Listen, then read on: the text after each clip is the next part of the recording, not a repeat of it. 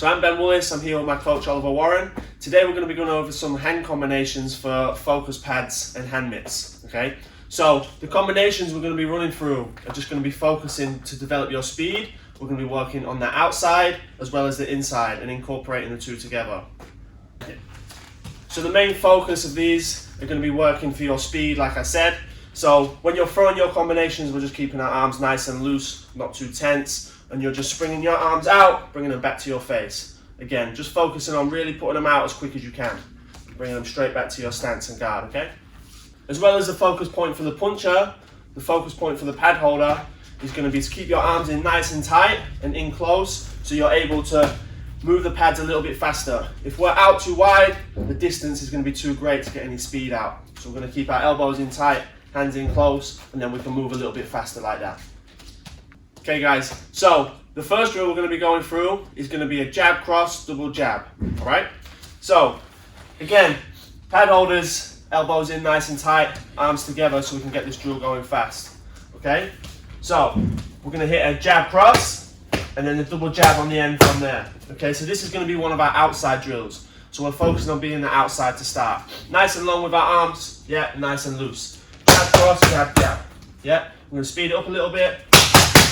And again, what we want to do is just pump them out as quick as we can. So then from there, we'll go full speed.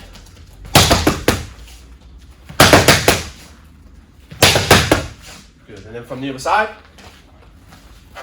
So again, just slowing it down. Those focus points, elbows in nice and tight for the pad holder, pads together. The puncher, nice and loose with our arms. Just hitting that jab cross, jab, jab. Focusing on being on that outside. 1, 2, 1, 1. Just there, okay? A little bit faster. Again, then full speed.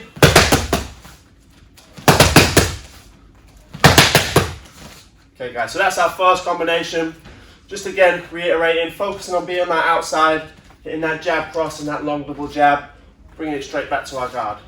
Okay guys, so to add on to that drill, to make it a little bit more advanced, we're going to incorporate our movement. So the first drill is I'm going to be focusing on hopping into range, hitting my jab cross, jab, jab, and then sliding straight back out, okay? So you're just bringing off the balls of your feet for this first combination. Pad holder just sort of stays where they are, so I'm out of range, I hop in, 1, 2, 1, 1, and then glide back out. So this is just an attack of me getting in, getting my shots off, and then sliding straight out of danger, okay? Movement 2, we're going to be moving to our jab side, our left side, okay? The pad holder is going to stay where they are, and we're focusing on drifting off on an angle. So we hit the jab cross, and then on the jabs, my left foot takes me across, and I'm just sliding to the side. Left foot leading, right foot following, so I'm always keeping that base. As the pad holder, they're staying on the spot and just changing the angle of the pad as I'm drifting off. 1, 2, 1, 1, yeah. One more time, just there. Okay, so as we've gone to the left, we can also do the right. So again, pad holder's going to stay where they are and just kind of hold the pad out to the side as I drift along. This time, I'm stepping to my right foot's going to lead me. 1, 2, 1, 1, out to the side. So you're creating that angle. 1, 2, 1, 1, off to the side. Okay? So, adding on to that, all dimensions of movement, we're now going to move backwards. So I'm acting as if I'm pushing my opponent back, and the pad holder will be moving back as if they're being pressured. Okay?